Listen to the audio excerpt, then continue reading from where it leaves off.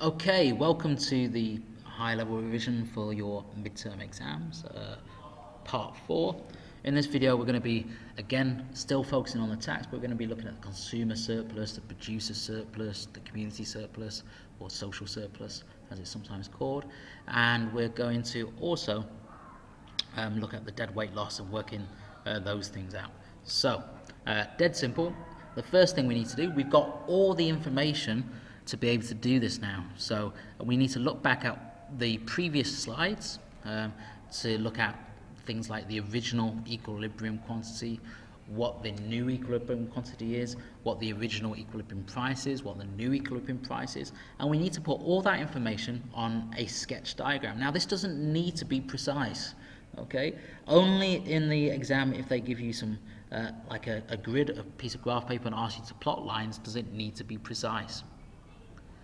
Okay, so I've just quickly slotted on here. I've put all the figures that I know. So I know that the original, the Q-intercept for supply is 15, because I worked that out right maybe on slide 2 in part 1.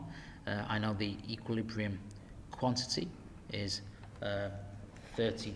Equilibrium quantity was originally 35, and then it went down to 32. I know the equilibrium price was originally 32.4, and then it went up to 34 for consumers, and the price that the producers received was 31. So I've put all these on there. As you can see, I've just put like a note here that if we were working out, we know that the P-intercept for supply would be 18 because it's €3 and it's a specific unit tax, so it'd just be €3 higher. As you can see, it's not exactly there because it should be really down there, but I just sketched it because this will be in enough detail. But I just wanted to highlight the fact that if you were looking at this, you'd be going, God, there's a bit of a mistake. But in your exam, all you need to do is sketch this out so you've got the numbers, so you know what shapes you need to work out.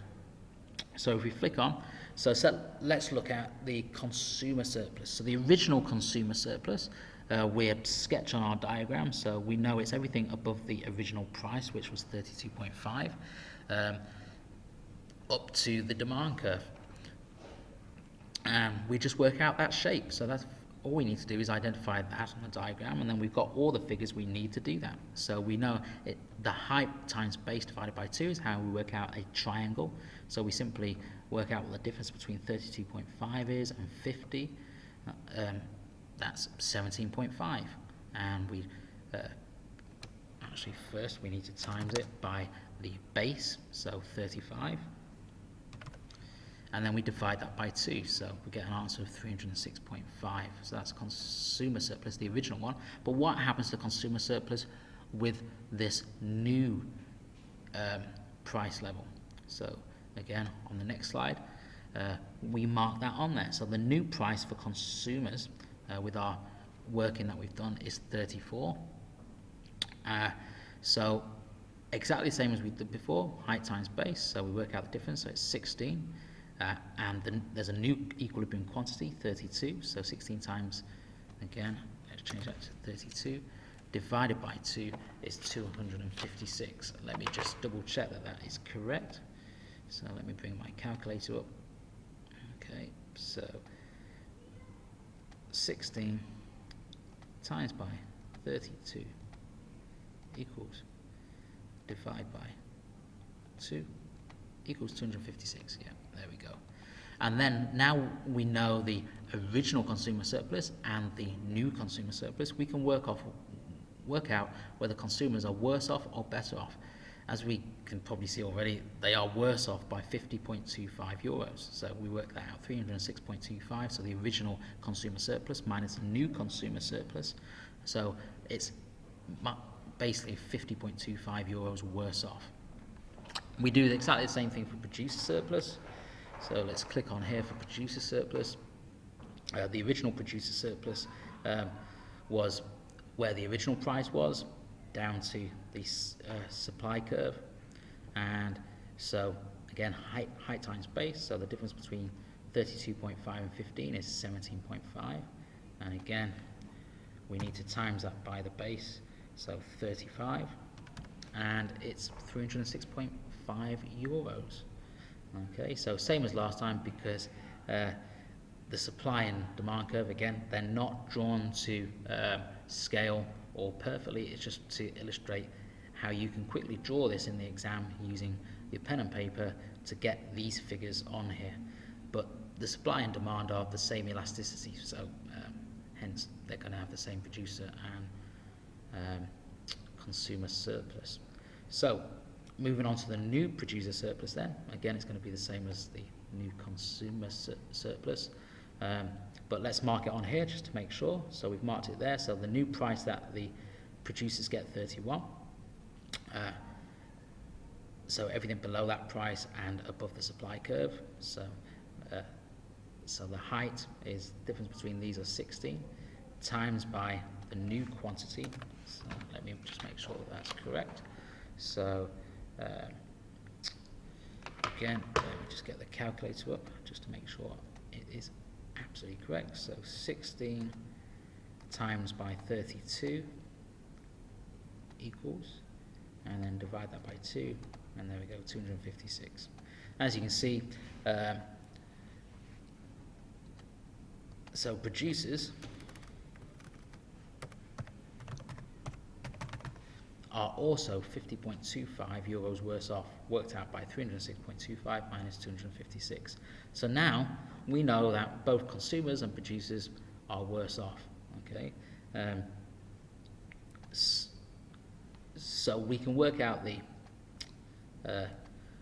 government revenue. We've already worked this out, but let's just make sure we got it absolutely right. So we did this in part 2, I think. So the government gets 3 euros times by the quantity that is sold now. So we mark that on here, so we work out what the tax is. So we already know that's 3 euros, difference between 31 and 34, and they sell 32, so 32 times 3 equals 96 euros. So that's just to confirm what we did in a previous part of this revision is correct. So now we have all that information. Let's see what the social surplus is. So this is the total surplus, so the producer surplus plus the producer surplus and consumer surplus together. So the original is 306 plus 306, 612, and the new is 256 consumer surplus plus 256 producer surplus, which is 512. As we can see, there's a difference there of 100.5 euros. However, we know the government benefits from this, so they get 96 euros of that.